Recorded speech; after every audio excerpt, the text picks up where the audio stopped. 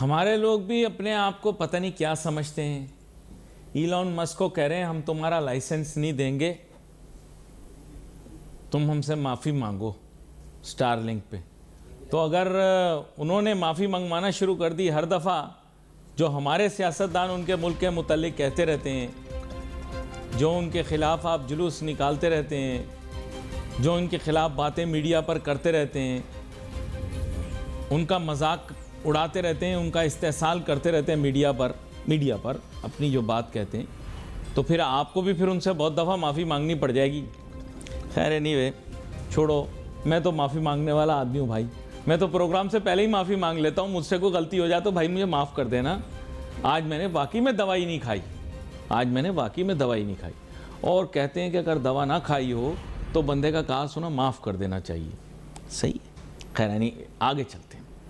حالات آپ کہتے ہیں دنیا کے بدلیں گے نہیں, لیکن چاچا میں آپ کو ایک چیز بتا دوں, یہ انکل یا صدر ڈونلڈ ٹرمپ صاحب جو آئے ہیں, ان کے آنے کے بعد دنیا کے حالات تو بھائی بدلیں گے, آپ روک نہیں سکتے. ٹھیک ہے. اور جہاں تک رہے بات ہمارے جو ترم خانی کرنے والے کہ جی آپ کا خیال ہے کہ سب سے نمبر 1 معاون جو ہیں اور دنیا کے امیر ترین آدمی جناب ایلون مسک صاحب, ان کا کام آپ روکو گے اور وہ آپ کا کام ہونے دیں گے؟ اعجاز بھائی, ایلون مسک صاحب کی بات ہو رہی ہے جو دنیا کے امیر ترین آدمی اور صدر ٹرمپ کے معاون اول تصور کیے جائیں گے. آپ ان کا کام روکو گے, ان کا لائسنس نہیں دو گے, وہ معافی مانگیں آپ سے. چلو ٹھیک ہے. آپ بھی شاید وہی غلطی کر رہے ہو جو وہ کر رہے تھے جن کا آپ نام بھی نہیں لے سکتے, بانی کہہ کے کام چلاتے ہم. ذرا سمجھ جاؤ بھائی جان, کس سے کب کہاں کیا بات کرنی ہے. یہی تو سارا گیم ہے, اور تو گیم ہی کوئی نہیں ہے. آپ نے یہ دیکھنا ہے نا کہ گیم کیسا ہے. آپ دیکھیں اعجاز بیچارہ گھر پہنچا, بغیر تڑکے کے پھیکی دال دی بیگم نے. بولا کیسی ہے؟ کہہ رہا تھا بہت زبردست ہے, روز ایسی ہی بنایا کرو. اگر یہ کہہ دیتا کہ نہیں پھیکی یہ وہ, تو بس پھر اس کا حال بھی اورنگزیب جیسا ہوتا, زخموں میں پٹیوں میں لپٹا ہوا آتا. اس کے مرم لگاؤ یار, نئی شادی ہوئی ہے, ابھی سیکھ رہا ہے. سمجھ گئے آپ بات؟ نہیں سمجھے؟ بس یہی بات ہے نا, LED کے دور میں آپ ٹیوب لائٹ ہو, پک پک پک پک پک. خیر آگے چلو. اسی لیے چل رہا ہے مارکیٹ کے اندر پروگرام. کیوں؟ باتیں کوئی اور ہو رہی ہیں, موضوع کوئی اور ہو رہا ہے, حالات کچھ اور چل رہے ہیں. کیوں؟ کیونکہ مجھے میرے استاد نے کہا تھا بیٹا پھسلن میں پاؤں نہ رکھنا, اور دریا میں رہنا تو ایسے جانوروں کے ساتھ میل رکھنا کہ جن سے بندہ ویر بھی لے لے تو مسئلہ نہ ہو. سمجھے؟ نہیں سمجھے؟ چھوڑو, آپ سمجھیں گے بھی نہیں. ڈالر اسی طرح 300 کا ہو گیا, آپ نہیں سمجھے, آپ بات تو کوئی مانتے نہیں ہو. یقین کرو مجھے پاکستان میں کوئی ایسا آدمی نہیں ملا جس نے مجھے کہا ہو علی بھائی آپ بات کریں, میں سیکھنا چاہتا ہوں.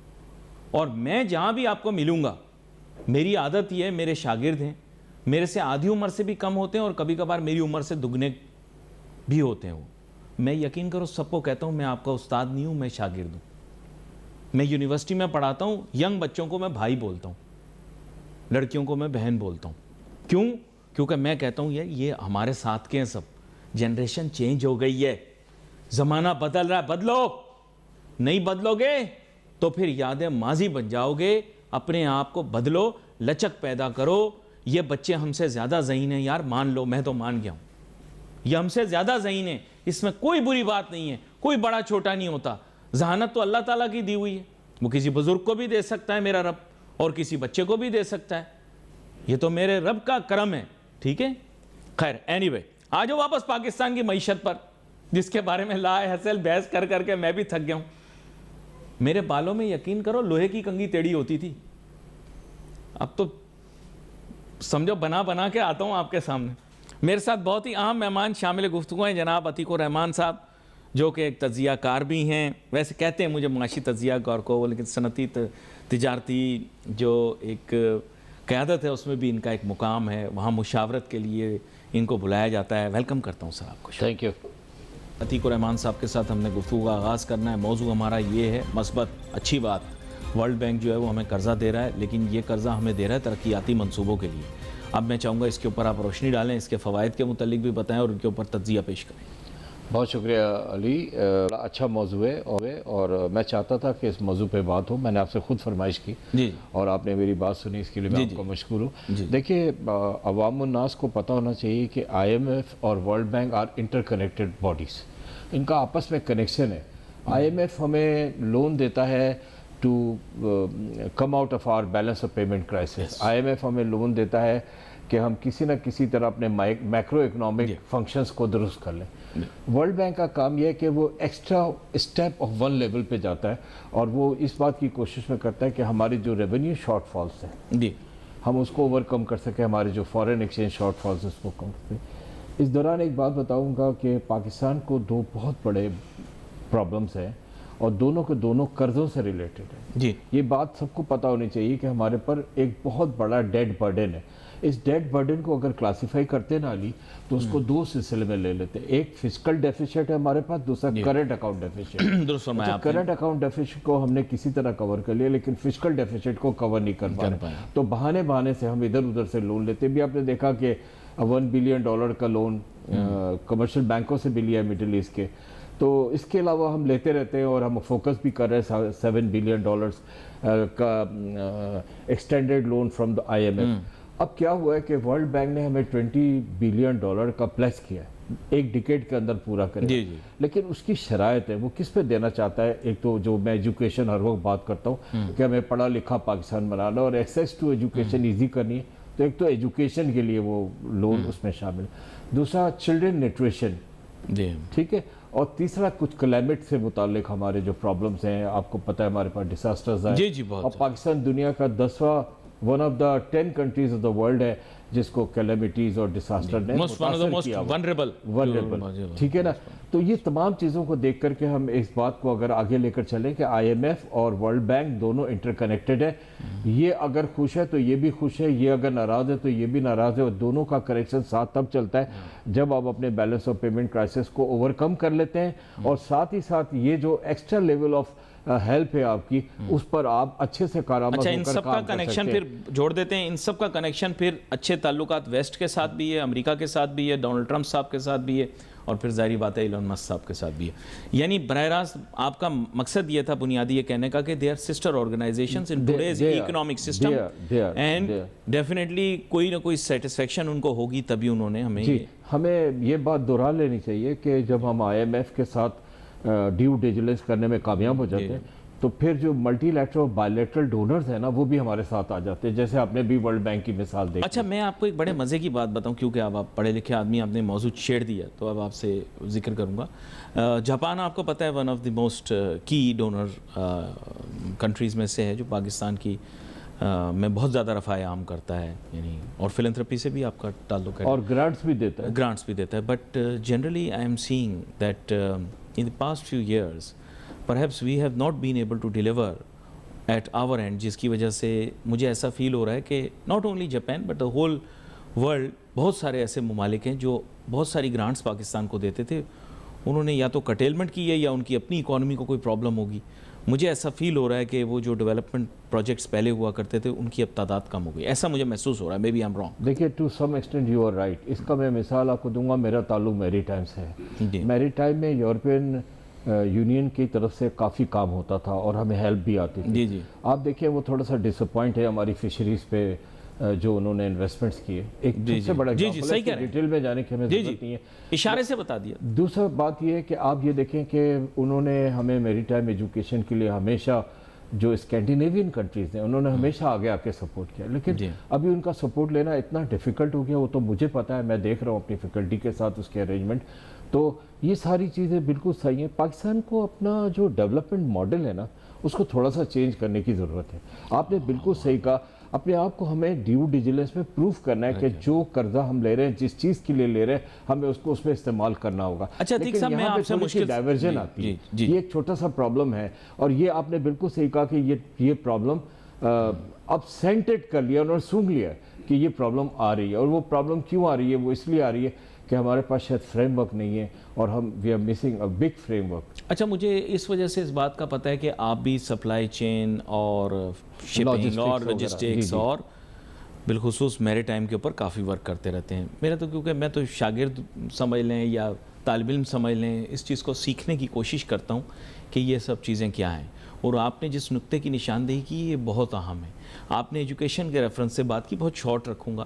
پاکستان کی اتنی بڑی ساحلی پٹی ہے, پاکستان نے میری ٹائم ایجوکیشن کے لیے کیا کوئی بڑے پیمانے کے اوپر کوئی کام کیا؟ نہیں کیا, معذرت کے ساتھ. ماضی میں نہیں کیا, لیکن اب ہو رہا ہے. اب بلو اکانومی کو فیکلٹی بیریئر یونیورسٹی میں بن گئی ہے, بچے تعلیم حاصل کر رہے ہیں. وہ تعلیم جو کہ بڑی مشکل تھی, وہ تعلیم جس کو افورڈ نہیں کر پاتے تھے بچے, اور وہ سارا کچھ ان کو ان کے لیولز پہ یہاں پر دیا جا رہا ہے, اور وہ اس کو کر رہے ہیں. اور آپ دیکھیں 1-2 سیشنز بھی ہم گزار چکے ہیں اس کے آلریڈی, اور اس کے کوالیفائڈ بچے آلریڈی اکوموڈیٹ کر لیے گئے شپنگ اور ٹرانسپورٹ اور لاجسٹک میں.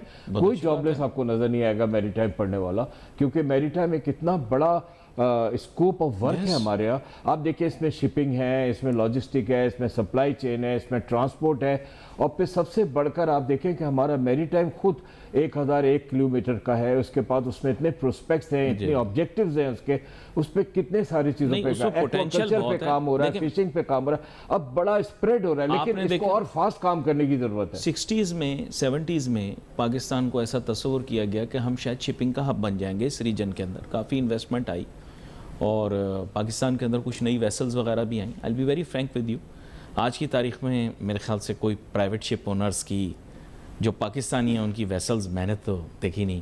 وہ فلیگ آف کنوینئنس کیری کر رہے ہیں, دوسرے ممالک میں کام کر رہے ہیں. پاکستان میں شپنگ میگنیٹس ہیں, پاکستان میں کام نہیں کرتے, دوسرے ممالک میں کام کرتے ہیں اور وہیں کی ویسلز بھی آپریٹ کرتے ہیں. اور یہاں پر آ کر یس پاکستان زندہ باد کے اتنے نعرے لگاتے ہیں, اتنا ڈسکو کرتے ہیں کہ یقین کر فرش توڑ دیتے ہیں, لیکن ویسلز پاکستان میں نہیں لاتے. یہ دیکھیں نا, یہ اس کا مطلب ہمیں کچھ عیب ہے, خرابی ہے. پتہ نہیں اب وہ عتیق صاحب بتائیں گے. میں کافی اس پہ کام کر رہا ہوں, اور میں آپ کو بتاؤں کہ جو پاکستانی فلیگ کیریئرز ہیں یا جو لوکل انویسٹرز ہیں ہمارے, گورنمنٹ کو تھوڑا ان کو انسینٹیو دینا چاہیے, ان کو کچھ ٹیکس میں ریلیف دینا چاہیے تاکہ زیادہ سے زیادہ ہماری شپنگ انڈسٹری انکریج. جب شپنگ انڈسٹری کی بات کرتے ہیں, میں مختصر بات کروں کیونکہ پہلے بھی اس پر کافی بات ہو چکی ہے کہ پاکستان کو شپ بریکنگ میں جانا بہت ضروری ہے, پاکستان کو شپ مینوفیکچرنگ میں جانا ضروری ہے. اب میرا مطلب شپ یارڈ سے پاکستان کو اپنی شپنگ انڈسٹری میں جانا, اپنے فلیگ کیریئر زیادہ سے زیادہ بڑھانے کی سخت ضرورت ہے. ہم کافی پیچھے رہ گئے اس میں. اس کو ایک انڈسٹری کا درجہ دے دیا جائے تو یہ بہت اچھے سے یہ انڈسٹری آگے جا سکتی ہے. دیکھیے ایز مچ ایز آپ ٹریڈ لے لیں اب دنیا کا, وہ میجورٹی اور میکسیمم ٹریڈ بائی سی ہوتا ہے, اور آپ جب سی سے ٹریڈ کر رہے ہوتے ہو تو آپ کو اس بات کا خیال رکھنا ہوتا ہے کہ آپ کو اپنی شپنگ انڈسٹری کو فروغ دینا. جتنے لوکل فلیگ کیریئرز ہوں گے, جتنے کال آن شپس ہوں گے, جتنے بڑا آپ کا ہینڈلنگ پورٹس ہوں گے, جتنا آپ کا ہاربر ڈیولپ ہوگا, جتنی اچھی آپ کی ڈریجنگ ہوگی, جتنا اچھا آپ کے پاس اسٹوریج اسپیس ہوگا, اتنا ہی زیادہ آپ کا پورٹ ڈیولپ کرے گا اور اتنا ہی زیادہ شپنگ انڈسٹری ڈیولپ کرے گی. شپنگ انڈسٹری کو ڈیولپ کرنا اس لیے پاکستان کے لیے ضروری ہے کہ میں پھر وہی بات کہوں گا کہ 13 لینڈ لاک کنٹریز آپ کا انتظار کر رہے ہیں کہ آپ اپنی فیسلٹیز کو امپروو کریں, اور جب آپ اس کو امپروو کرنے میں کامیاب ہو جاتے ہیں تو وہ آپ کے ساتھ اپنی ساری کی ساری شپنگ اور اپنی پورٹ ہینڈلنگ جو ہے وہ آپ کو دینے کو تیار ہے. یہ بڑا عام نقطہ آپ نے پیش کیا ہے. بات یہ کہ آپ ہمیشہ شارٹ فال آف ریونیو, کدھر شارٹ فال آف ریونیو؟ یہ تو ایک بہت بڑا سورس آف ریونیو ہے آپ کے پاس. شپنگ, آپ کے پورٹس, آپ کے ہینڈلنگ, یہ ساری چیزیں اس کے اوپر ٹوٹل دھیان دینے ہائی لائٹ کیا اور بالکل دھیان دینے کی ضرورت ہے. بس یہ ہے یہاں عتیق الرحمان صاحب, بنیادی مسئلہ یہ ہے کہ ہمیں ایک شارٹ فال آ رہا ہے ریونیو کے اندر. اٹس اے میجر شارٹ فال, اور ایشو تو یہ ہے کہ یہ تو ٹیکس ریونیو کی بات ہو رہی, نان ٹیکس ریونیو کے اندر شاید شارٹ فال اس سے بھی زیادہ آئے وہ پھر. لیکن وہی موضوع ہے جس کے اوپر میں اور آپ 2-3 دفعہ بات کر چکے ہیں, جس میں پرائیویٹائزیشن کا موضوع بھی ہے اور اسپیکٹرم, موبائل اسپیکٹرم لائسنسز کا بھی ہے, جو ٹیلی کمیونیکیشنز کا ہے. اس کے علاوہ بھی بہت ساری چیزیں ہیں جس میں ڈیویڈنڈز ہیں اسٹیٹ اونڈ انٹرپرائزز کے. آج کے لیے اسے چھوڑ دیں, ذرا آپ ٹیکس ریونیو کے اوپر بات کر لیں. ٹیکس ریونیو کے اندر بھی شارٹ فال ہے انفارچونیٹلی. پھر وہ گھما پھرا کے ہم انڈیویجول انکم ٹیکس پہ لا رہے ہیں. Individual income tax is not the solution. جیسے آپ نے بتایا بڑے بڑے سیکٹرز کو پراپ اپ کریں لائک شپنگ, تو پھر ریونیوز آئیں گے. جی ٹھیک ہے علی, بات ساری صحیح ہے. آپ نے ابھی بات کر رہی تھی کیا نام ہے اس کا, آپ کی جو اکنامک اسٹرینتھ ہے اس کی آپ بات کر رہے تھے, اور ساتھ ہی ساتھ پوٹینشلز کی بات کر رہے تھے. لیکن میں ایک بات کہوں گا کہ آپ نے بالکل صحیح بات کہی. اس بات کو اگر ہم تھوڑا سا دیکھ لیں کہ جو پاکستان کا اکنامک ریزیلینس ہے وہ تھوڑا سا کہیں پہ کسی کونے پہ مجھے امپروو ہوتا نظر آ رہا ہے. اس کی ریئلائزیشنز ہیں. اب آپ اپنے پروگرام کے تھرو नॉन टैक्स रेवेन्यू पे भी बात कर चुके हैं और टैक्स रेवेन्यू पे भी, डायरेक्ट और इनडायरेक्ट टैक्सेशन पे भी बात कर चुके हैं। पाकिस्तान को थोड़ा सा अपना मॉडल ऑफ डेवलपमेंट चेंज करना पड़ेगा।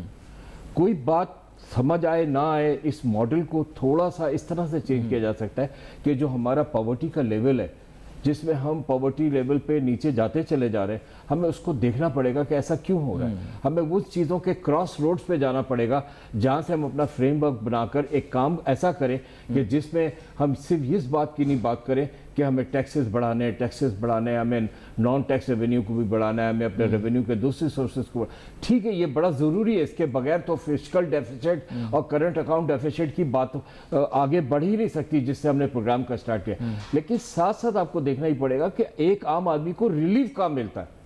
जब उस आदमी को रिलीफ मिलेगा तो फिर आप टैक्स के पोटेंशियल्स पे या इकोनॉमिक रेजिलियंस पे बात कर सकेंगे। आपको उसको रिलीफ देने के लिए फिर वही बात दोहराऊंगा मैं आपके साथ कि आपको थोड़ा सा इनडायरेक्ट टैक्सेशन में रिलीफ देना पड़ेगा एक कॉमन आदमी को, और डायरेक्ट टैक्सेशन को थोड़ा बढ़ाना पड़ेगा। वो आप कर रहे नहीं हो, आप डायरेक्ट टैक्सेशन को नहीं बढ़ा रहे हो, आप इनडायरेक्ट टैक्सेशन को बढ़ाते चले जा रहे हो। Sale tax, other sale tax, mode sale tax, this sale tax, इस तरह के सेल टैक्सेस के ऊपर कॉम पेमेंट्स में आ गई है। तो ये जो सारे एक हमारे पास एक ईगो आ गया है, हमारे पास एक बर्डन आ गया टैक्सेस के पे करने का, टैक्स के ऊपर टैक्स का, थोड़ा सा उसको हमें देखना पड़ेगा क्योंकि आफ्टर ऑल हमें इकोनॉमिक रेजिलियंस की तरफ जाना है।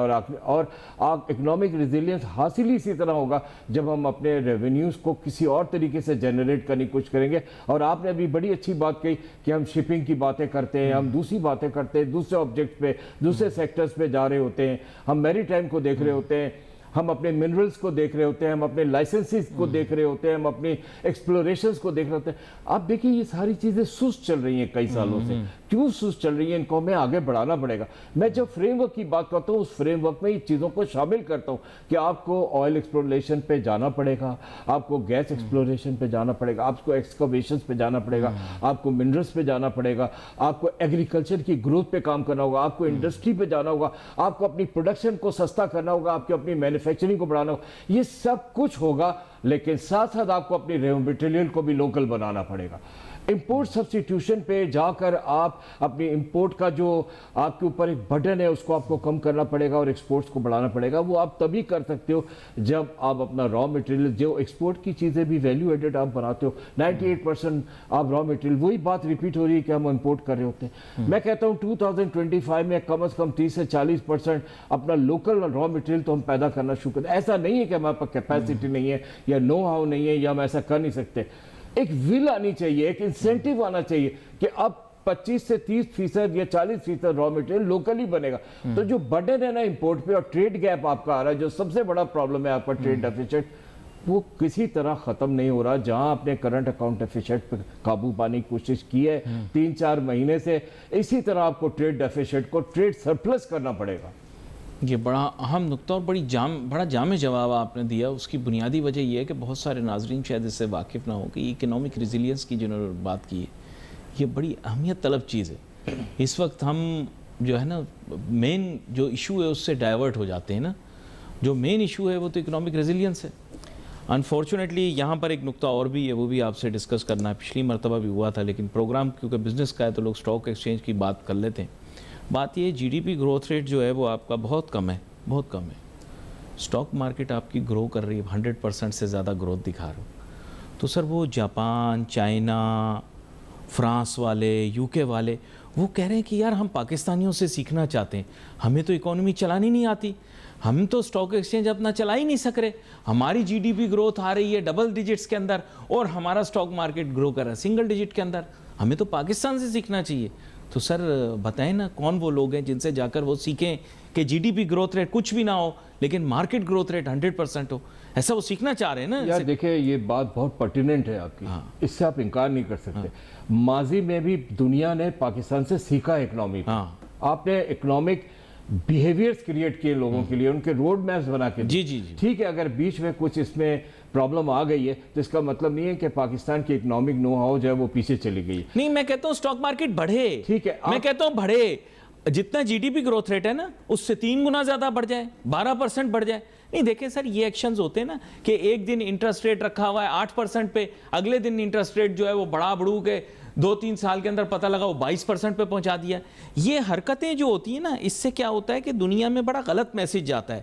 بندہ اپنے آپ کو کنٹرول میں رکھے, انٹرسٹ ریٹ ہو یا مارکیٹ گروتھ ہو, سب چیزیں اعتدال میں ہونی چاہیے. یہ تو آپ کو ماننا پڑے گا نا. ایبسولوٹلی بالکل صحیح بات ہے, لیکن یہ سارا کچھ وہی آ رہا ہے جس پہ میں بار بار ایک لفظ استعمال کر رہا ہوں, فریم ورک, اور آپ سوچ بھی رہے ہوں گے کہ اتنا فریم ورک کا لفظ کیوں استعمال کیا جا رہا ہے. فریم ورک جب تک اپنی میگنیچیوڈ میں اور اپنی ڈائریکشنز پہ نہیں آئے گا, اپنی آپ دیکھیے نا, سب سے بڑی بات یہ کہ آپ یہ دیکھیں کہ آپ نے کیا سوچا ہے فیوچر کے لیے, کیا آبجیکٹیوز ہیں آپ کے, کیا ٹارگیٹس ہیں. میں آپ سے ایک سوال پوچھتا ہوں, کیا آپ مجھے بتائیں ہمارے فیوچر کے اکنامک گروتھ اور اکنامک ریزیلینس کا ٹارگیٹ کیا ہے؟ اڑان پاکستان, یہ ہمارا نیا پروگرام آئے, next 5 year program, this is for our economic growth. یہ پلاننگ ہے ہماری. آپ بتا دوں میں, پہلے تھا پروگرام 2025 اور اب وہ کمپلیٹ ہو گیا ہے. اس کے سارے KPI ہو گئے نا. پاکستان دنیا کی سب سے بڑی معیشت بن, نہیں 20ویں بڑی معیشت بن, نہیں 40ویں بڑی نہیں, اب مطلب بڑی معیشت بن گیا. اب اور میں کیا بولوں آپ کو. دیکھیں سر میرے سے یہ نا باتیں کی نہیں جاتی, اسی لیے میں کوشش کرتا ہوں کہ میں, آپ بھی کہتے ہوں گے کیوں موضوع بدل دیتا ہے. سر بات یہ, ایک بزرگ تھے, انہوں نے ایک دفعہ مجھے نا دعا دی, بولا تم ٹی وی پہ آؤ گے تم سے جھوٹ بولا نہیں جائے گا. اس لیے میں کوشش کرتا ہوں ایسی چیزیں اوائڈ ہی کر لوں. لیکن آپ کو ویسے بتا دوں کہ نیکسٹ 5 ایئر پلان ہم نے بنا لیا اڑان پاکستان. تاہم اس کی پریورٹیز تھوڑی سی ڈیفرنٹ ہیں. SIFC نے جو چیزیں دی تھیں اس سے تھوڑا سا ہٹ کے ہے یہ کچھ, میں نے جو دیکھا, پتہ نہیں آپ بہتر جانتے ہیں. اڑان پاکستان کو اگر آپ اسٹڈی کریں تو وہ اتنا برا نہیں ہے. اڑان پاکستان میں اکنامک ڈیولپمنٹ پہ بڑی اچھی باتیں کی گئی, لیکن ساتھ ساتھ یہ ہے کہ یہ ہوگا کیسے, یہ والا ایک سوال ہے کہ اس کو پریکٹیکل شیپ آپ کیسے دو گے. نہیں اس سے زیادہ اچھی باتیں تو SIFC نے کی تھی, تو ان کو کاؤنٹ کرنا چاہیے نا. دیکھیں ایک پروگرام چل رہا ہے SIFC کا, اس میں 3 ایریا ہائی لائٹ ہو گئے ہیں, مائننگ ہو گیا, IT ہو گیا, ہاں ایگریکلچر ہو گیا. یہ ایریاز ہائی لائٹڈ ہیں, اور اس میں فورن انویسٹمنٹ آپ نے لانی ہے $125 ارب. آپ نے اس سے ڈائیورٹ کر کے آپ نے ایک نیا پلان دے دیا. سر تھوڑا دیکھیں نا ان چیزوں کو. یہ نیشنل ڈائریکشن 2 سال سے نیشنل نریٹو بنا ہوا ہے کہ ہم SIFC کے پروگرام کے تحت چلیں گے. ایبسولوٹلی میرا جو انڈرسٹینڈنگ, ہم نے اس پروگرام پہ چلا, اچھا پروگرام ہے وہ, بڑا سکسیسفل ہے وہ, ایسی بات نہیں ہے. اور اس سے ہم نے دیکھا ہے کہ کافی ہم نے اکنامک گروتھ حاصل بھی کی ہے. تو پھر وہی بات آ جاتی ہے کہ مل جل کر بیٹھ کر ایک چیز بنائے, سامنے لائیں. اسٹیک ہولڈر سب جو ہے نا آن بورڈ ہونے چاہیے ہمیشہ. اسٹیک ہولڈرز آن بورڈ ہونے چاہیے, اور ساتھ ہی ساتھ آپ یہ دیکھیں کہ وہ ڈائریکشنز کمپلیٹ ہونی چاہیے جن ڈائریکشنز کا ہم ذکر کر رہے ہیں. کہ اگر ڈیویشنز ہیں بہت سارے تو تھوڑا پرابلم ہوگا. ان ڈیویشنز کو ہٹا کر ایک اسٹریٹ لائن آف ایکشن بنانا چاہیے کہ یہ ہمارا آبجیکٹیو ہے, یہ ہمارا ٹارگیٹ. اچھا اس میں کوہرنس بھی چاہیے, ہوموجینٹی بھی چاہیے, اور اسٹیک ہولڈرز کو آن بورڈ بھی لینا چاہیے. اچھا پتہ نہیں کیوں, ویسے تو تاجر صنعت کاروں کے اوپر تنقید کر لیتے ہیں, لیکن میں آپ کو بتاؤں ایسا کوئی بھی پروگرام ہونا اس میں اسٹیک ہولڈر میں آپ بزنس مین انڈسٹریلسٹ کو لے لیں. میرا جہاں تک خیال ہے یہ ایک اچھی چیز ہے. جتنے زیادہ لوگوں سے مشورہ لے لیا جائے کوئی برائی نہیں ہے. مشورہ دینے والے لوگوں کی بھی اچھی باتیں سامنے آ سکتی ہیں. میرے خیال سے اگر ان کو بھی آن بورڈ لے لیتے نا پلاننگ اینڈ ڈیولپمنٹ میں تو اچھا رہے گا, میرا ایسا خیال. جن کو اکنامک پرسپیکٹیوز کا پتہ ہو, جن کو فیوچر کے بارے میں کچھ اسٹیٹسٹکس ہو, جن کے پاس نمبرز ہوں, جو دیکھ رہے ہوں کہ کس طرح سے اس کو کوالیفائی کیا جا سکتا ہے, ان کو بھی انکلوڈ کیا جائے. ان کو بھی کرنا چاہیے, میں تو بول رہا ہوں آپ کو. تھوڑے سے میں دیکھ رہا ہوں گنے چنے بزنس کمیونٹی کے لوگ ہیں, بس وہی شامل ہوتے ہیں, اور باقی لوگ تو نہیں ہوتے, میں دیکھ رہا ہوں. نہیں اس کو تھوڑا پھر کریکٹ کر لیتا ہوں کہ ویژن رکھنے والے لوگ جنہوں نے ایفیشینٹلی ماضی میں کام بھی کیا ہے اور فیکٹ بیسڈ ریسرچ بیسڈ کام کیا ہے, ان کو شامل کرنا چاہیے. بس اب صحیح ہے, اب میرا جملہ ٹھیک ہو گیا. پھر وہی بات آپ کو کہوں گا کہ آپ صحیح کہہ رہے ہیں, اور اس پہ پھر وہی بات آ جاتی ہے پاکستان کو اپنا ماڈل آف ڈیولپمنٹ کا سٹائل تھوڑا سا چینج کرنا ہوگا. یہ بڑا اہم نقطہ آپ نے پیش کیا ہے, اور میرے خیال سے بہت ان ڈیپتھ ہونا چاہیے اس کو, تاکہ وہ چیزوں کی باریکیوں میں جائے. میرا ایسا خیال ہے, میں بھی آپ اسے رد کر دیں, لیکن میرا ایسا خیال ہے کہ بیوروکریٹس ایک کمرے میں بیٹھ کر یہ نہیں بنا سکتے. اس میں آپ کو اوور آل ہر سٹریٹا آف سوسائٹی کے ہر بندے کو انوالو کرنا پڑے گا. ایبسولوٹلی, اور ایکسپرٹس کو سامنے لانا پڑے گا. بالکل میں آئی ایگری ود یو. آپ کا بہت شکریہ ادا کروں گا کہ آپ شو میں ہمارے ساتھ شامل ہوئے. بڑے اہم نکات کے اوپر آج ناظرین بات ہوئی, اور یہ جو بات انہوں نے کی ہے نا کہ ہمیں اپنا ماڈل فار ڈیولپمنٹ چینج کرنا پڑے گا, یہ بڑا اہم ہے. کافی سالوں سے ہم دیکھ رہے ہیں کہ ہم اسی ماڈل کو دوبارہ سے نئی شکل کے اندر پیش کرتے ہیں, پالش مار کے, उसको ज़रा साफ सुथरा करके चमका के, लेकिन वो मॉडल ऑफ डेवलपमेंट है ना, उसके लिए इन्होंने टर्म यूज़ किया फ्रेमवर्क। वो फ्रेमवर्क उसको बनाना ज़रूरी है ना, उसको उसमें एक जिद्दत लाना ज़रूरी है। आजकल का दौर नई चीज़ें मांगता है, इनोवेशन मांगता है, फ़िक्र मांगता है, टेक्नोलॉजी ट्रांसफर टेक्नोलॉजी ट्रांसफ़र मांगता है। तो आपका एक मरतबा फिर से शुक्रिया अदा करूँगा, आप शो में हमारे साथ शामिल हुए। नाज़रीन, wait for messages on Facebook. Ali Nasir हमारी टीम को इजाज़त दीजिए। अल्लाह हाफ़िज़।